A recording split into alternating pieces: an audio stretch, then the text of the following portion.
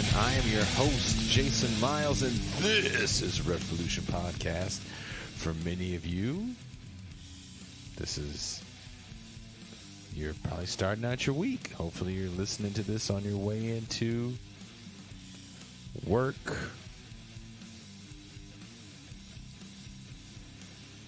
We started doing a Monday show because we're producing more content.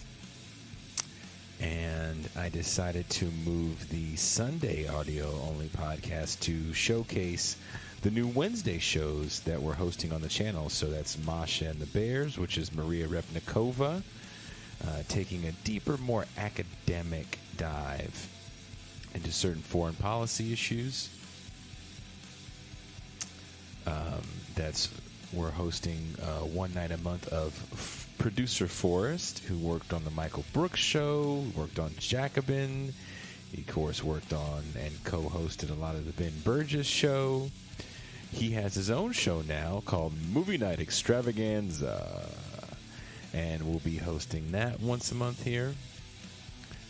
Also, we do the Mau Mau Hour with Pascal Robert, which is the last Wednesday of every month. It is an interactive patron show, so if you are a patron, then you can have questions and comments for Pascal live time.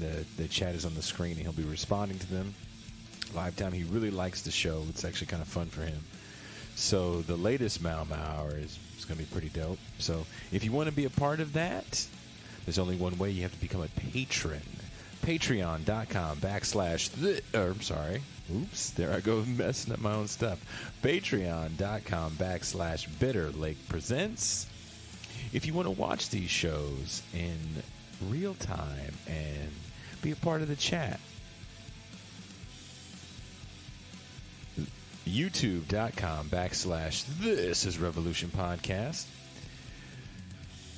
And wherever you're listening to this, there are links in the description that will get you to the podcast.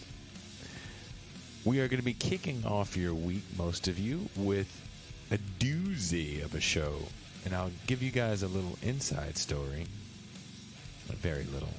So when Pascal first came on board on the show, he was like, we need to get some big name guests. And you know, I'll be honest, every guest to me is a big name guest.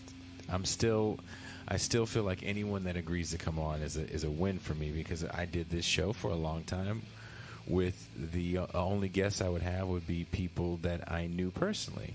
And I do know a good amount of people personally that, you know, are activists or other hosts and work in academia.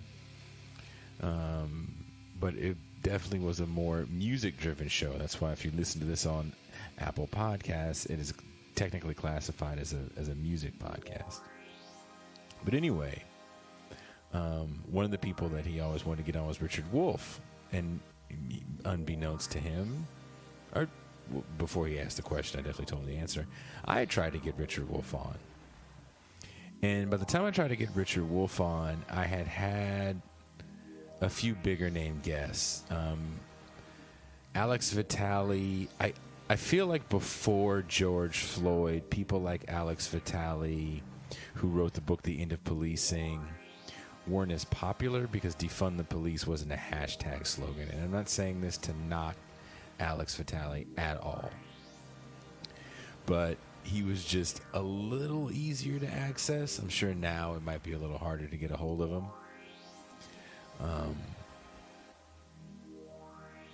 So he was my first big guest, and that kind of sent me down a trail of getting bigger guests. Next, I got Gloria La Riva, who ran as the presidential candidate on the PSL party, longtime journalist and activist. Gerald Horn, I had on Ture Reed, Cedric Johnson. I got Ben Burr. You know, I was able to get, you know, more and more people. But again, before Pascal even came on the show, I tried to get Richard Wolff. And when you're trying to contact bigger people, it is a process. Bigger people have assistants, and some people you try to contact, like even people that write these books, like you can't even contact them directly. You have to contact their agents. And to me, it's never going to be a good situation if I have to contact an agent. But anyway, I get through to Richard Wolff's people, and they respond back, and I didn't have the follower base, and I still don't have the largest follower base, or we don't have the largest follower base now, but it's, it's always growing, right? Every month. And the response was kind of like, well, get back to us in a few months. And I wasn't really offended by it. I get it. This is a person that does a lot of appearances. And I'd rather have someone tell me, nah, try back in a while when you're a little more, when you're bigger, opposed to people that'll like do it as some sort of weird favor, and then they're just in a hurry the whole time. And that has definitely happened to me before. I won't say who that was.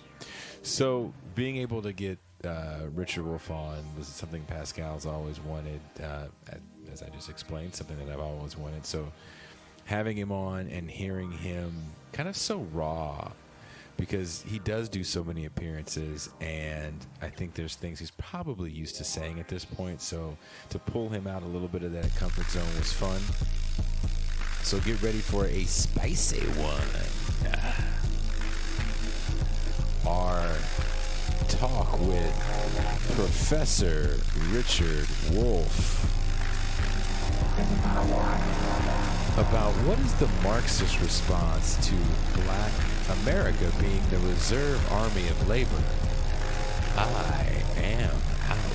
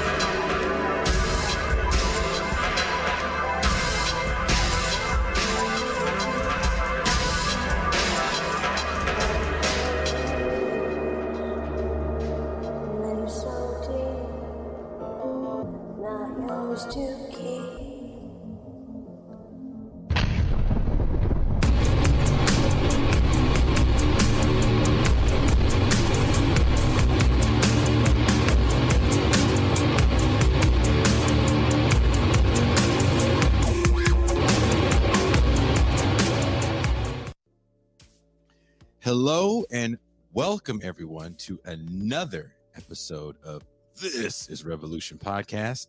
This episode is a little different than we usually do. This is a pre-recorded episode we're doing today because this is a guest we've wanted to have for some time on the show. And Pascal has been talking about this probably since we started doing the show together. We wanted to get this gentleman on. So we had an opportunity to get him on. Pascal was like, "Jay, can we do the pre-record things?" So figured it out. So this is pre-recorded. So if you are asking questions in the chat and we don't respond, you don't see me giggle to the hilarious things that you people say, that is why. So without any further ado, let me bring in my co-host, my homie, my dog, Mr. Pascal Robert.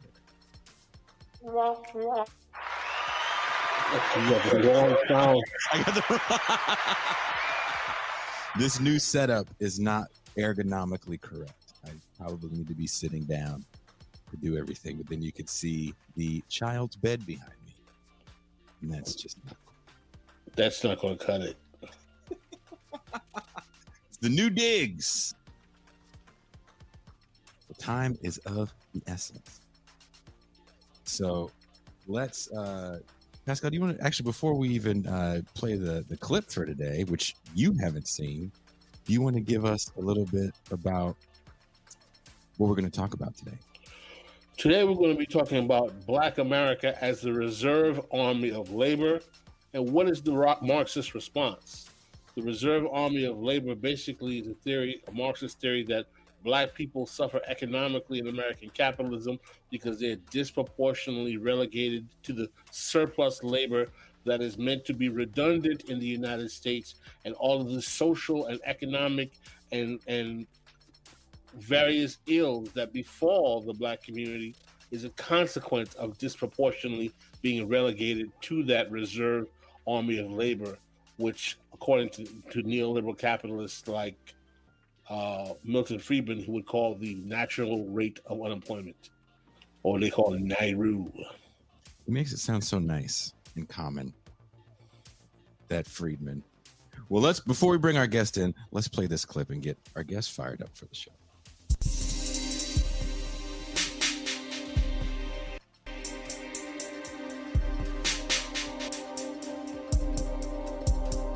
Socialism hasn't gone anywhere. It has been betrayed, yes. But betrayal doesn't mean collapse. Perhaps they get confused because at least Judas had the dignity after betraying Christianity to hang himself. Gorbachev is still running around the world picking up pieces of silver. Must be clear here and not confused. I'm a socialist. One other thing I must tell you now. They confuse people about socialism. Brother the other day said, "Why ain't no socialist?" I said, "Why not, brother?" He said, "Because it's a white thing." I said, "Oh, really?" From the end of the plantation slave economy in America, large numbers of Black workers have existed in economic precarity. What does it mean to have Black workers disproportionately relegated to the reserve army of labor in a capitalist society?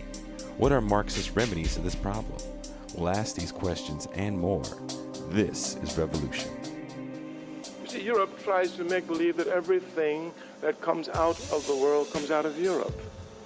I told the man, I said, "Socialism ain't no white thing." He said, "Yes, it is." He said, "Karl Marx discovered it." I told him, Karl Marx never discovered socialism. He cannot. You call the laws of gravity Newton's laws. I'm sure there's a mnemonic device to help you on your quizzes. But you certainly cannot believe that Isaac Newton can found that a body falls at the rate of 32 feet per second squared per second squared. He can't find this. He can't discover it. He cannot invent this. He can only observe it and record it, discover the law. If I'm sitting in Timbuktu in Africa and I've never heard of Sir Isaac Newton and I'm conducting any experiments with gravity, I will come to the same conclusion that he does. A body in motion tends to stay in motion unless stopped by an outside force. He cannot invent this. He can only observe it and record it. Karl Marx did not invent socialism. If I'm sitting in Libya, in the desert, and I'm doing any research with capital and labor without ever having heard of Karl Marx, I will come to the same conclusion that he did. That any time capital seeks to dominate labor, there'll be a ruthless, uncompromising struggle on the part of labor until it comes to crush capital and dominate it. This is a fact. My history demonstrates that. We came here as chattel slaves for centuries. We fought and fought and fought until we crushed it. Now we're just slave of the wage, and now we've got to rise up and crush that one. That's to declare that Karl Marx didn't invent socialism. It's there for all to see. Karl Marx's great contribution to the world was in the area of historical materialism and dialectical materialism, something you need to know if you know about socialism. But since you don't know about socialism, you don't even know the words. And not only does the enemy keep you ignorant, you stay ignorant. You won't ever go read a book about socialism. Why read a book about socialism? They already told me in my class it ain't no good. You will not even read a book about socialism. Why, you don't even read a book about your history. We come to inspire you to learn. We come to tell you that when you come to serve a people, you must know as much as you can. The more you know, the better able you are to serve the people.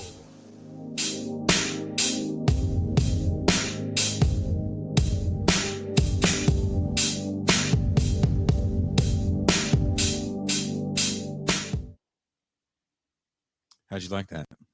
That was very, very good. I like it. Well, you want to introduce our guest? Today's guest is the world-renowned economist, Marxist economist, scholar of political economy, professor and teacher, intellectual and writer, Professor Richard Wolff. Thank you very much. I'm very glad to be here. We're very happy to have you. That excerpt from Kwame Ture was taken from a 1992 speech he gave at Florida International University. It's very close to where I am. You should have went. I wasn't living in Florida then. I don't want to hear your excuses. Jason, do you have a quote you wanted to read? I do. So to get ready for this show, Pascal found a really interesting essay by a gentleman named Ken Lawrence. I also was reading this book right here, The Civil War in the United States, Karl Marx and Frederick Engels. It's a series of their correspondence and actually a lot of the first volume of Capital.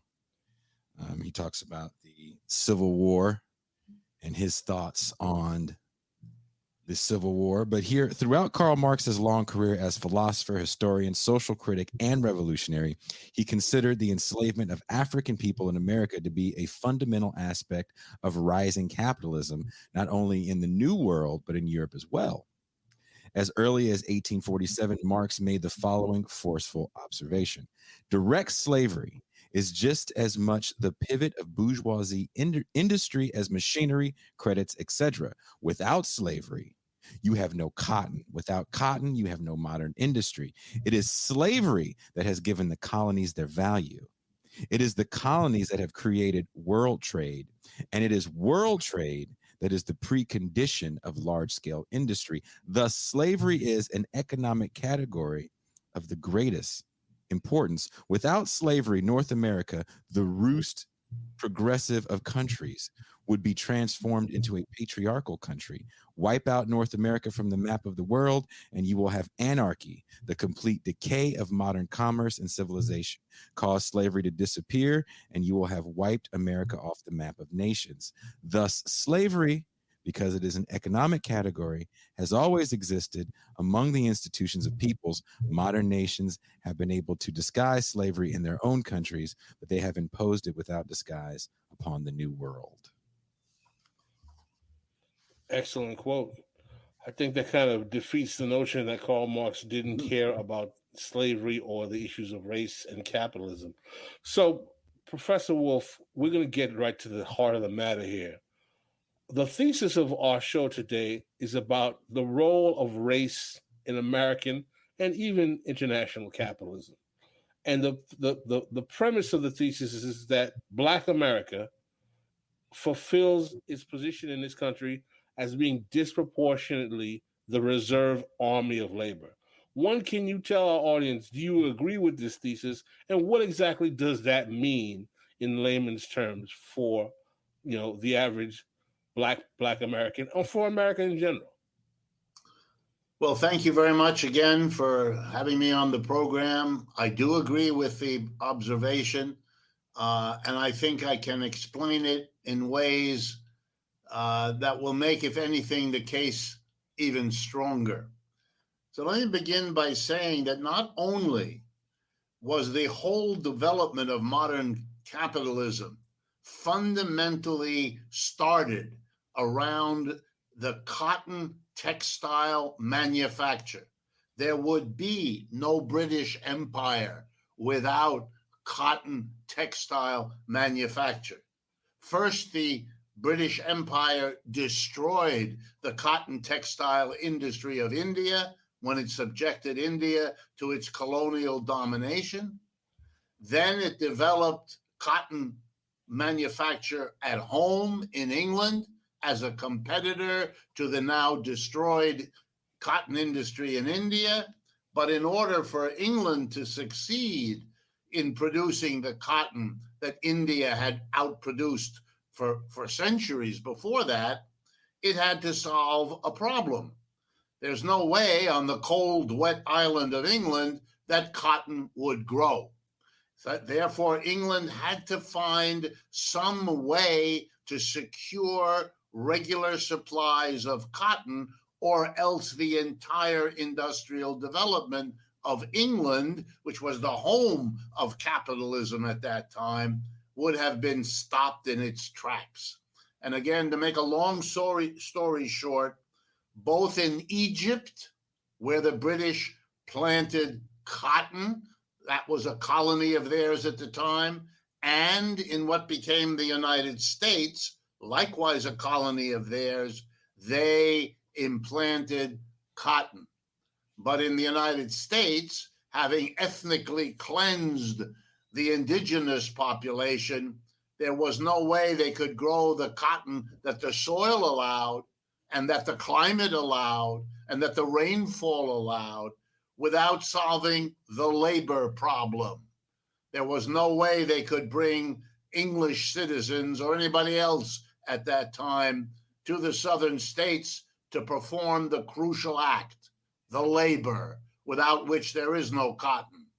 And that problem was solved by African slavery. That was the key missing element. There was no way for them to deal with that problem that they could imagine, so they decided to use the slavery of the African people, transported across the ocean to North America to produce the cotton, which was then shipped to England, manufactured into cotton cloth and textiles, allowing the British Empire to raise the money needed for Britain to be the leading power of capitalism in the 18th and most of the 19th century. Here's the irony, though. It's still true. In a way I'm about to describe, Africans, although now African Americans, continue to play a crucial linchpin role in Western capitalism in general, but in American capitalism in particular. And let me explain as quickly as I can. Capitalism as a system has a fundamental problem. It is unstable. What do I mean? Every 4 to 7 years, wherever capitalism has settled in as the economic system, which began in England in the 17th century and then spread to the world as it is today. Whenever and wherever capitalism settled, every 4 to 7 years, it had a downturn. We have many words for this: downturn, crash, crisis, recession, depression. I could go on. We have all these words because it's a regular recurrence. It's a terrible flaw in the system. Every 4 to 7 years, suddenly, people are thrown out of work. Not because of the quality of the work they do. It's just as good today as it was last month, but they're fired today. Why? Because the employer can't sell the stuff suddenly, so the employer fires them suddenly. And of course, since people get fired, they have no income. If they have no income, they can't buy food and clothing the way they used to, which means the employer of the people producing food and clothing lays off his employees, and it becomes the spiral into the great recessions, depressions, business cycle. That's the polite term for it, that capitalism has struggled with.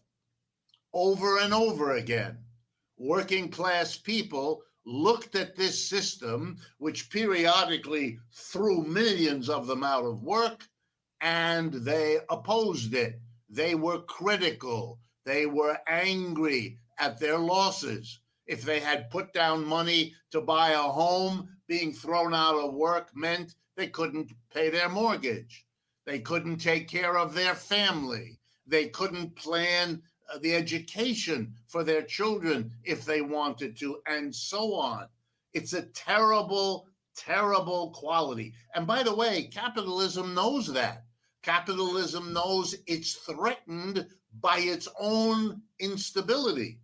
It's always worried that the next downturn will turn off so many people that the system itself will become questionable, challenged, overthrown.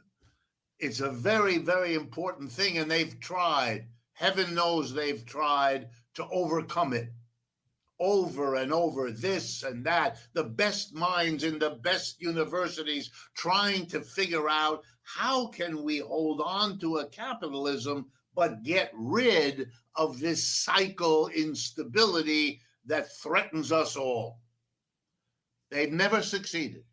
Their greatest effort, a British economist named John Maynard Keynes, in the depths of the Depression of the 1930s, tried to develop a whole new economics, which was for a while used, but it didn't work either. And we're as haunted by capitalism's downturns today as we were 20, 50, 100 years ago. I do want to ask you a quick question in regards to Keynes. Do you think we're going to see with this new administration a little bit more Keynesianism in things like the infrastructure bill, but maybe mixed in with a little bit of good old neoliberalism? Absolutely. You're seeing already, as the wind changes, as the neoliberal period comes to an end, having been harshly shocked, first by the great crash of 2008 and 9, and now again, barely 10 years later, with the great crash of 2020 and 2021. This system has not only not overcome its crises, its cycles, they're getting worse. So absolutely, you're right. There will be more and more recovery of Keynes, reapplication of Keynes, in the hope that this time maybe it'll work. But so far, nothing has. Every 4 to 7 years, the system crashes. And now here comes the important part about where the African-American working class fits. If you allow the capitalist instability to threaten your entire working class, I think we would have seen successful revolutions against capitalism many, many years ago. Think of it. Every 4 to 7 years, there's a crash. If you are at risk by being a worker, that this one will get you, or even if you get through this next one, the one after that will get you, assuming a normal lifespan, you've got 8 to 10 of these things to go through in your lifetime. And the odds are one or the other of them is going to get you losing your job, maybe losing your home, disrupting your family, being forced to move, interrupting your education, and all of the horrible consequences that come from being without work, especially for long periods of time. So if capitalism can't solve its instability, and it hasn't been able to, then it is in an existential crisis. That is, it's in a situation where it is threatening the working class all the time. You have to worry, will it come next year? Even if I don't get hit with it next year, will the one 4 years later? How do I buy a car with the car payments I have to make, or a home with the home payments I have to make, or move my family and disrupt my teenagers from their high school, and on and on and on? The working class would have revolted against that kind of instability. When I teach my classes and I get to explain this, I lean across the podium to my students and I let a kind of silence settle in. And then I say to them, if you lived with a roommate as unstable as capitalism, you would have moved out long ago.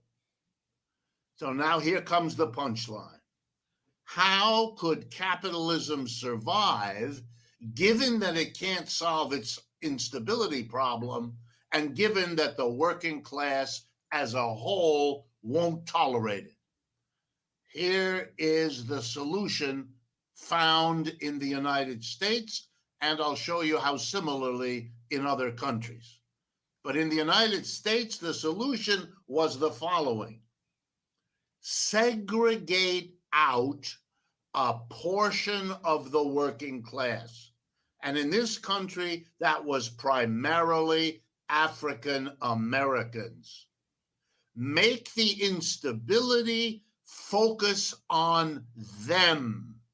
When the downturn comes, they should be the first fired. When the economy picks up again, well, then they can be the last hired. They're the slack in the economy. You can now go to the white worker and you can say to him or her, you don't have to worry about capitalism's instability. You've got an insurance policy. You're not the one that's going to lose the job. Somebody else is going to play that role. And then the last step in this horrible, really horrible social catastrophe, once you've worked that out, once you make sure that with each cycle, it whacks the African American community harder, sooner, and for longer than the whites, teach the whites that this happens to the Black community, not because of capitalism's instability, but of course, something wrong with the African American people. They are to blame for the unemployment role they are required to play. But here's cultural failures. That's right. There's something in their mental makeup. There's something in their family structure. You know, all the efforts that have been made. Basically, this is a game we used to call blaming the victim when you have this kind of situation. But you know, in France, in Germany, and in those other countries, they solved the same problem in pretty much the same way. Let me give you an example. In France, when the economy goes up, things are good. They bring in waves of North Africans, Arab people from Tunisia, Morocco, Algeria, all of that area, plus an increasing number of Black Africans from south of the Sahara. They bring them in. When the capitalist downturn comes, they throw them out. They are referred to as guest workers. And the system handles the problem by ejecting them. Here in the United States, something like that was thought about at various points in American history. The Bracero program in the That's 40s. right, with Mexicans and Central Americans. But for historical reasons, you had a people here who you couldn't kind of push out. And if you did and pushed them back to Africa, well, then they wouldn't be easily coming in and out.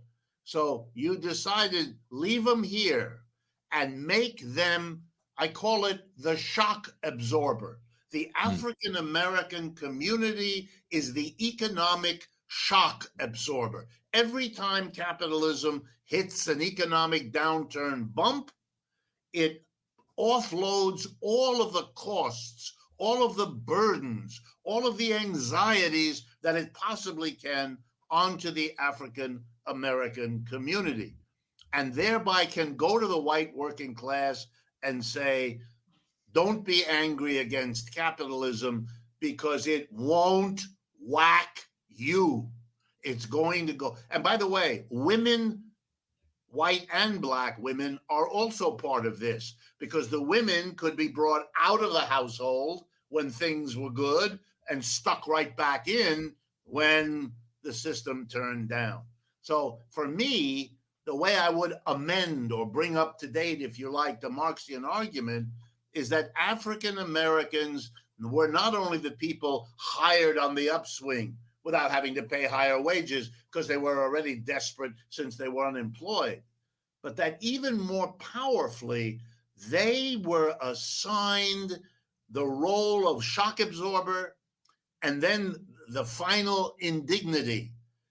the shock absorber role that somebody has to play in capitalism was assigned to the African American community and then blamed on them as if they had some reason. Nobody in the Black African American community wants to be the shock absorber. Nobody in their right mind, white or black, wants that.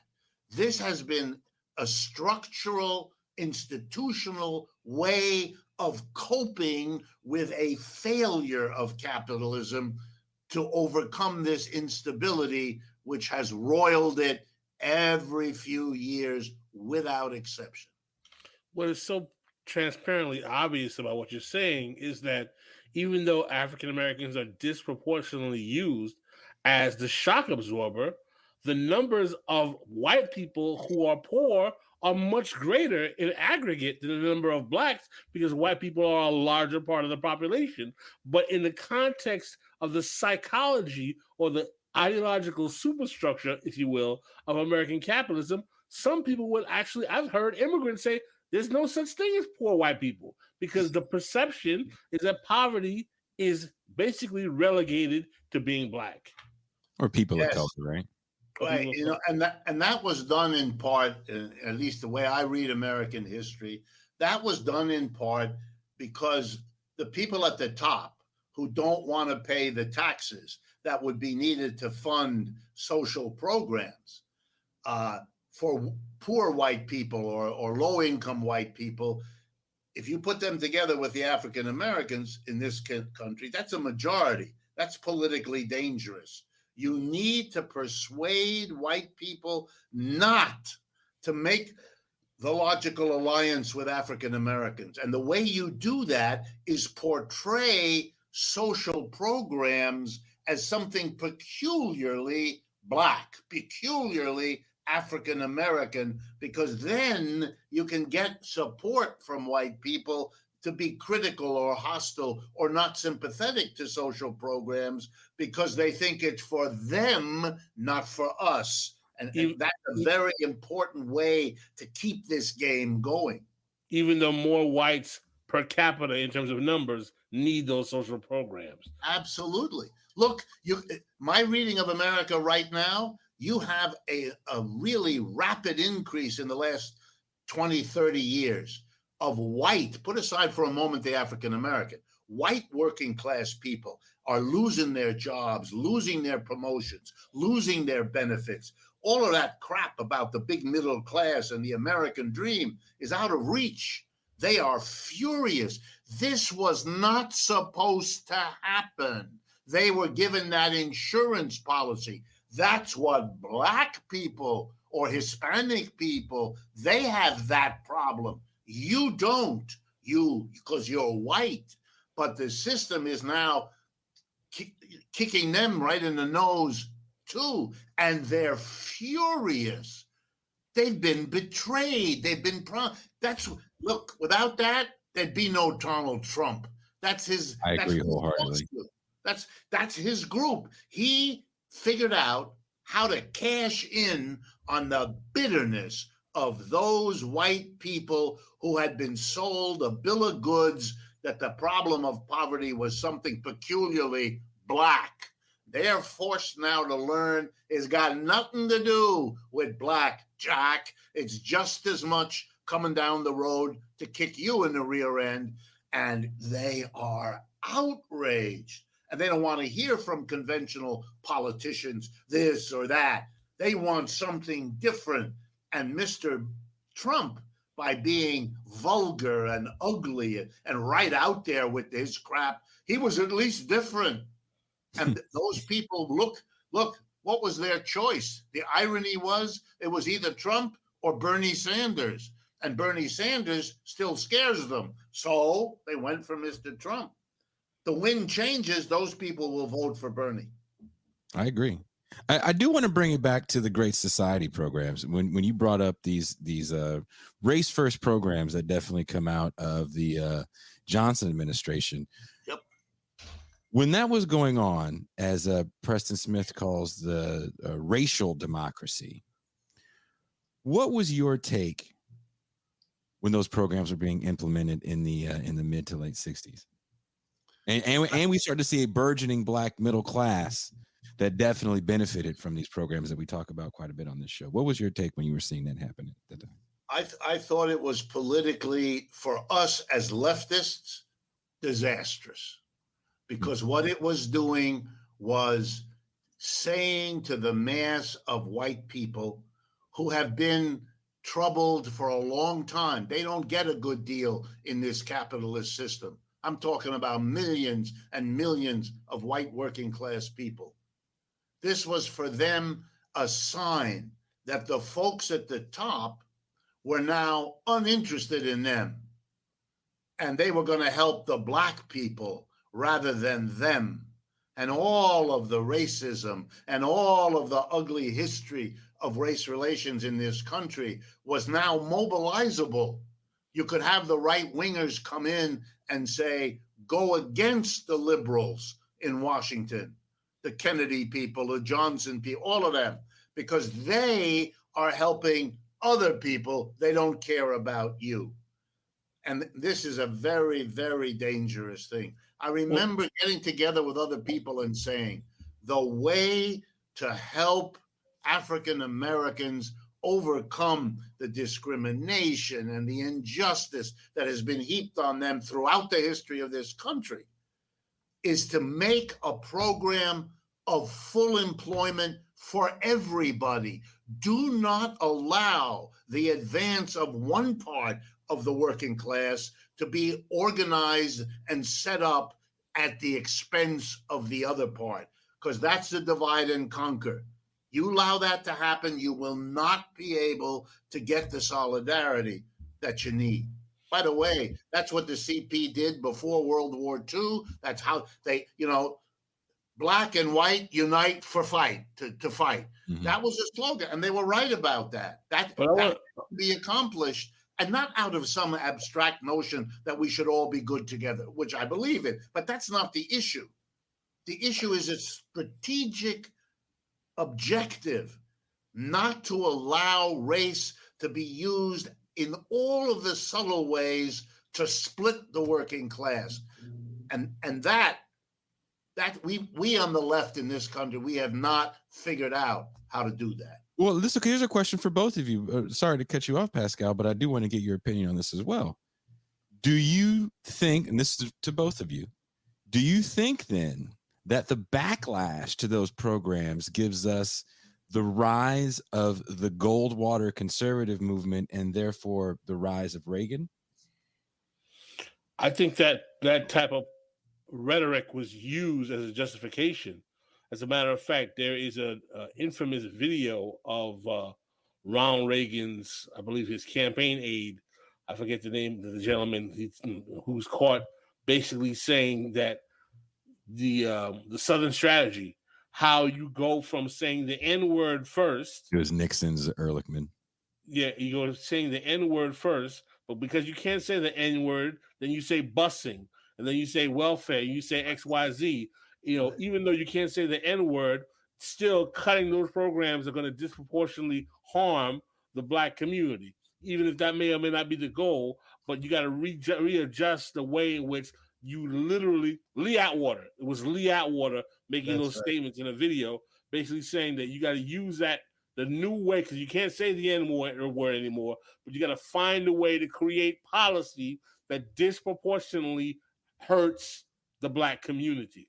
So I think that definitely was a relationship between the rise of those racial democracy or race-first policies. But I would also make the argument that those race-first policies did create an increase of a black middle class, but because the black community was coming out of sharecropping and domestic labor in the Jim Crow era into deindustrialization, particularly in urban environments, it proliferated the economic instability of the black poor and working class, and you started to see a proliferation of those communities, and they were only met with mass incarceration, increase of drug proliferation, increase of family breakdown, because as Professor Wolff would agree, that it's not the culture and the social failure that causes the relegation to the reserve army of labor. It's the relegation of the reserve army of labor that causes the social dislocation that keeps the perpetual cycle going over and over and over again, that creates a metastasizing of the number of blacks in the reserve army of labor over time. So, yeah, I agree. We're right together on this. I would only add that there weren't enough of the black middle class. You developed one, but it wasn't enough. It was crystal clear to the people at the top that the vast bulk of the African American community was not about to be lifted up into any middle class. That wasn't going to happen. So the question was, what do you do with them, especially as the United States, and this is very important, peaks. The peak of the United States economic miracle, let's call it, that happens towards the end of the 20th century, this 1970s and 80s and 90s. We're on the downslide now. That's a very different situation. Before that, for a century, this was an economy going up, and you could sustain the illusion that somehow economic growth would trickle down and help even those at the bottom. When you're not in that anywhere, in that situation, and when you can't even make it up that you are, then you have to face, well, what are we then going to do if we can't sell the mass of poor that they're going to get rich? If they're learning that they ain't gonna, that the next generation be lucky to live as well as we have in this one, you've got a whole new problem, and you better have drugs and you better fill up your jails, because otherwise you're going to have an explosion in your communities here. And if you do that to the whites, which they were already beginning to do then and have been doing steadily since, then you have the worst of all possible worlds. The mixture of an explosion in the African American community together with a very similarly rooted explosion in the white community. And then you're back to the danger that somebody, some great leader, white or black, will figure out how to put these two explosions together. And then you're in very, very deep doo-doo. Yeah, Jason wanted to mention that John Ehrlichman was the one who basically was arguing that Nixon used the war on drugs to basically neutralize the political ramifications of the radicalism of the black community in the late 1960s, and also the quote-unquote left or hippies. So he used that as a means. But I would also argue that it was a justification to increase what we all know happens to the reserve army of labor. Where are they disproportionately housed? In prison. Prison, basically, in a capitalist society, works the functioning of housing and demobilizing the reserve army of labor so they cannot become radicalized. Am I correct or incorrect, Professor Wolff? Absolutely. If you can't send them out of the country, if they're not just across the Mediterranean so you can ship them back to Tunisia by paying off a few politicians there, if you can't find work for them, you have to immobilize them as a potential revolutionary force. Drugs and prison play that role. And they're doing it now, by the way, increasingly with white people. That's why there's all this opioid catastrophe discussion. And they're getting king guys that are, manufacturing meth in the bathtub are getting kingpin drug sentences and getting put under the jail in the middle of the country, which is kind of a phenomenon that people don't talk about, which, you could say is maybe one of the failures of Michelle Alexander's book, The New Jim Crow, which I think is a good starting point of a conversation, but even she wouldn't tell you it is not the definitive book on incarceration. I do want to get back to Karl Marx. Marx was a fan of Lincoln, and actually, maybe wrongly, Andrew Johnson, because they came from, as he put it, working class backgrounds. and I will ask you learned men this question. You guys will forget more about U.S. history than I will ever learn. Didn't Lincoln try to send black people back to Liberia, to Africa? They wanted to think about doing it to Haiti too. Yeah. The anxiety in America, it's one of the untold stories, but the anxiety in the United States, represented by the revolution of Toussaint Louverture in Haiti, don't ever underestimate that. That was a demonstration to the whole world that African people here in the Western Hemisphere could get it together and defeat a place like France, make a revolution, succeed, organize a government, organize an army.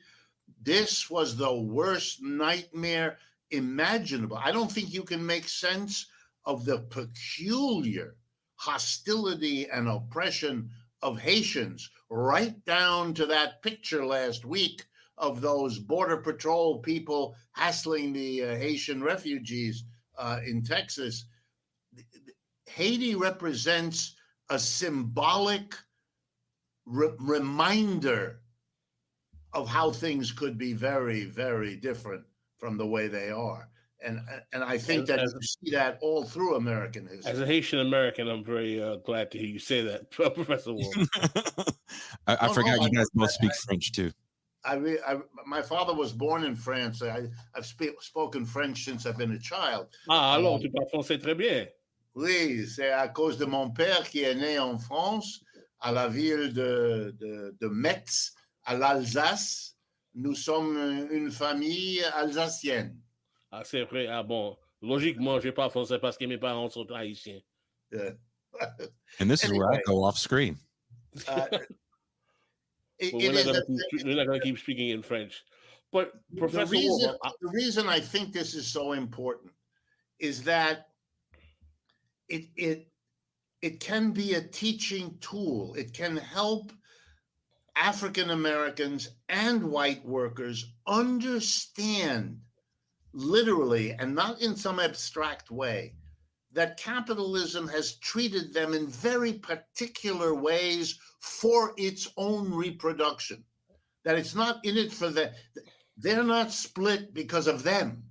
They are not plunged into the misery of drugs or prison or being the shock absorber, periodic unemployment because of something about them.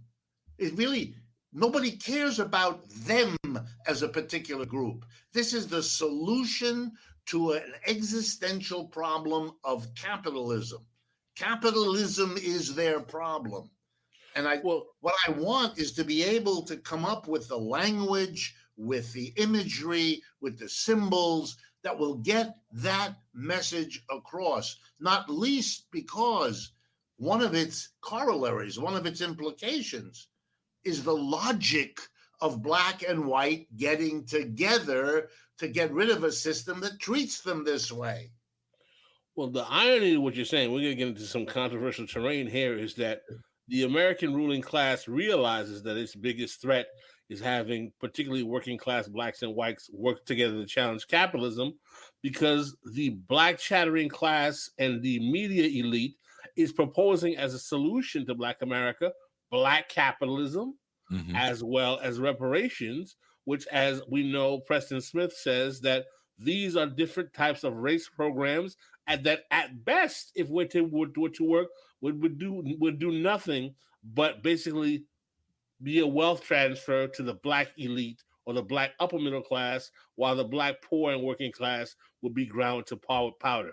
What do you think, of Professor Wolff, of the contemporary discourse of race? I call it the age of wokeism and the racial grievance discourse, and how race is being used today in American society intentionally to dislodge in the minds of Black Americans that socialism and class-based policy is the answer to your problem. As you said, federal jobs guarantee, things of that nature.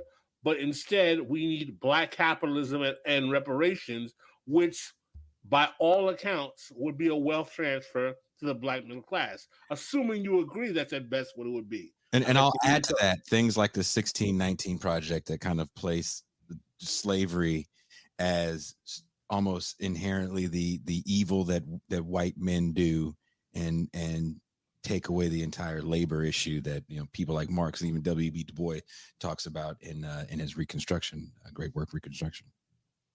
Well, I don't want to keep saying the same thing. I don't want to irritate people, but for me, there's really nothing more that I know how to say than this. The focus upon race in all of those things that Pascal, you just listed, is for me, I don't know, a proverbial red flag. It's playing into the hands of the right wing, which will go to the white working class and say, once upon a time, the big white man on the hill was our friend, helping us and sticking it to the African American community. But now bad politicians have come in and they're going to play the reverse game. They're going to buy off the African Americans, make a deal with them at our expense. And we can't let that happen. We have to fight back and make sure that we are the favored partner for the big white guy at the top who runs this show. And that becomes 99% a struggle against African Americans, pitting these two working classes in a position of competing for the favor from the top. Who gets reparations and who gets budgets cut? Who gets to be in the black middle class at the expense of what?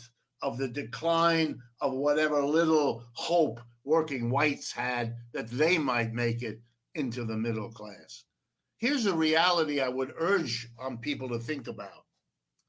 This is a system that doesn't work anymore. I've never seen American capitalism, and I was born many years ago. I was born in a place called Youngstown, Ohio, a disaster zone of American capitalism, if you ever wanted to see one. I've never seen the American economy in as deep trouble as it is now. Let me tell you a story briefly. I went to all the fancy schools in this country. I went to Harvard, then I went to Stanford, and I finished at Yale. I'm like a joke, 10 years of my life in the Ivy League. And so I know all these folks. My classmate at Yale, it was a small class, 15 kids. One of my classmates at Yale was Janet Yellen, right? So she was sitting next to me. We learned the same economics from the same professors in the same curriculum in the same classroom. I know these people, and because we became friends, some of them, as I went through school, we occasionally get together for a cup of coffee or dinner or something. And here's what you might find interesting. I certainly do. We do not agree on how the United States got into the current set of difficulties it has. And we do not agree on how to get out of them. But here is something we agree on that surprised all of us. The following sentence we are all agreed to. This is the worst condition of the American economy in our lifetimes. There are no ways out. We are 4.5% of the world's people, and we just had 20% of the world's deaths from COVID. We can't even prevent a public health disaster that countries with infinitely less resources were able to do an infinitely better job of preparing for and coping. We just lost a war in Afghanistan. We've already lost the one in Iraq. It just hasn't been announced yet. We were defeated in Vietnam years ago. Our military is an overbloated, overloaded, incapable machine absorbing ridiculous amounts of money. Our infrastructure is so badly neglected. Well, let me give you an example. One of the most important boosts to productivity, to making production cheaper, and therefore making a country more efficient, is high-speed railway. In the world today, 2/3 of all high-speed rail is in one country, the People's Republic of China. The United States has a trivial amount. It calls it high speed, basically the Boston-Washington corridor, but it isn't as high as what is normal in many other countries. We're falling behind. We have, for the first time in a century, a real serious economic competitor in the People's Republic of China. And a little statistic: over the last 25 years, the average rate of growth of the economy of the United States has been 2 to 3% GDP per year. Over the exact same period, the GDP growth in the People's Republic of China has been 6 to 9%. The country is growing year in and year out 3 times faster. The average real wage of a Chinese worker has quadrupled in the last 25 years. It has gone nowhere in the United States. I mean, I should stop here, although I could go on for hours. We're not number one anymore. And I know that that's difficult. And I know it's hard for a population to get its head around that. We're watching the British Empire. Those people over there, half of them still believe that there's something more than a small secondary economic power off the coast of Europe. It's hard to go down. It was much easier on the way up. But the American economy, as it is pinched on all sides, it'll use its class structure to offload the pain, the costs, the difficulties of being on the down by loading them on to those below them in the pecking order. The whites who are rich onto the whites who are the middle, the whites who are in the middle to the whites who are below them, the blacks in the middle onto the blacks below them, and the tensions are going to rise, and the conflict, and the basic question which Americans can't even get their heads around is how are you going to apportion the difficulties and the pain of this? It's not going to go away. You're not going to have a policy that solves this problem until you recognize that it's the problem you have. You're not going to have infrastructure adequate in this country, even if Mr. Biden got his $3.5 trillion, which he has no chance to get because of Democrats, by the way. The Republicans, of course, are gone, but he'll never get it. But the point is, the Republicans and the Democrats neglected infrastructure for so many years that $3.5 trillion, which sounds like a lot, isn't anywhere near what you need. And this country is going to be facing this kind of sequential dead end. And if you don't face that, it's a little bit like climate. If you don't face that, it ain't going away. It's not going to solve itself. You're a popular guy. I'm sorry about that. That's okay. You're a popular guy. But yeah, we're hitting an hour anyway. But there is one question I do have for you. And I totally understand if you say no. For the about 2 years I've been doing this, I have amassed a very nice Rolodex of Marxist economists. Would you be down to come back at some point in the future and we can have an economist roundtable and we can have you guys bash it out? Absolutely. There's nothing more important to me, really, just between you two and me, than having these conversations in public so these ideas get out there, that people can hear them, think about them, decide this part is right, that part is wrong. So the answer is yes, I'd be glad to do it. Well, we'd be glad to have you. Thank you guys for joining us. Are we going to do a bonus patron half on this, Pascal, you and I, when this airs? It's up to you. What if we just did a call in? Yeah, we could have a call in. Oh, God, that sounds like a nightmare. All right. Well, I'm going to play the outro music and try to figure out exactly how to avoid the nightmare of a call in show.